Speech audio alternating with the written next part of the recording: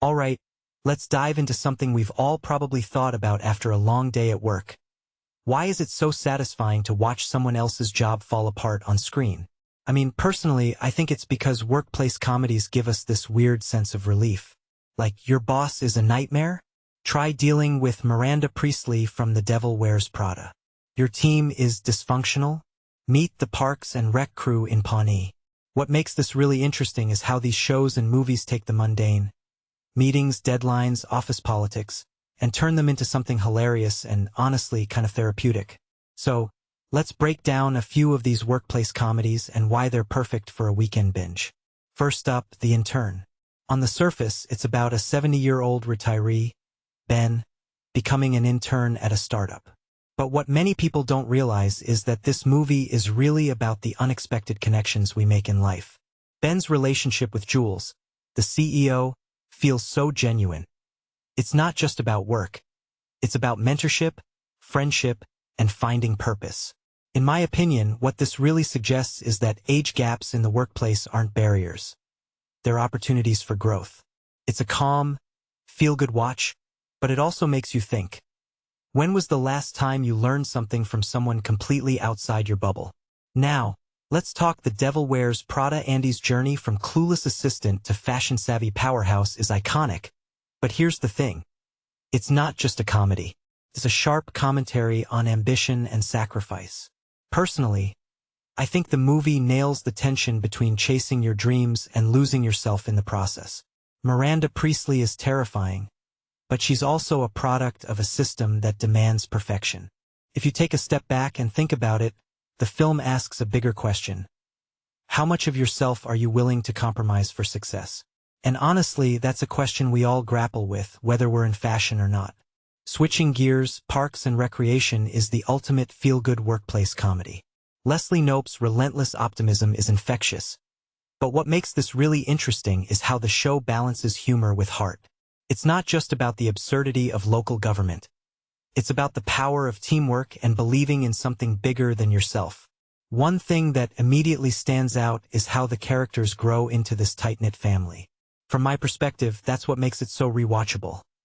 It's like hanging out with friends who genuinely care about each other, even when they're failing miserably at their jobs. Now, if you're into startups, TVF Pitchers is a must-watch. It's raw, it's relatable, and it doesn't sugarcoat the struggles of building something from scratch. What I find fascinating is how the show captures the chaos of entrepreneurship. The late nights, the family pressure, the constant uncertainty. But it's also about friendship and the crazy bond that forms when you're in the trenches together. In my opinion, this series is a reminder that success isn't just about the destination. It's about the people you're with on the journey. For something a little different, Maamla Legal Hai brings courtroom drama to the comedy table. What makes this really interesting is how it humanizes lawyers in a way we don't often see. These aren't high-stakes, life-or-death cases. They're quirky, everyday problems that feel oddly familiar. A detail I find fascinating is how the show balances humor with the mundane realities of legal work. It's lighthearted, but it also makes you appreciate the absurdity of bureaucracy. Personally, I think it's a breath of fresh air in a genre that's often too serious. Next, Abbott Elementary is a masterclass in finding humor in underfunded chaos.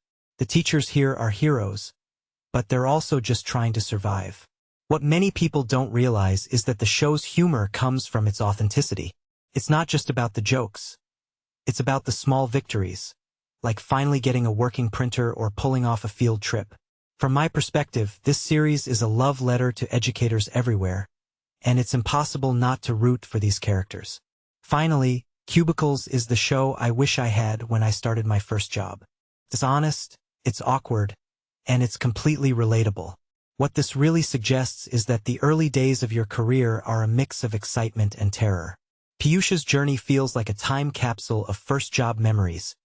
The late nights, the friendships, the constant fear of messing up. Personally, I think it's a reminder that we've all been there, and that's what makes it so comforting. So why do these workplace comedies work so well? In my opinion, it's because they take the parts of work that stress us out and turn them into something we can laugh at. They remind us that we're not alone in our struggles. Whether we're dealing with a terrible boss, a crazy deadline, or just trying to figure out where we belong. If you take a step back and think about it, these shows aren't just about work. They're about the people we meet, the lessons we learn, and the chaos we survive along the way.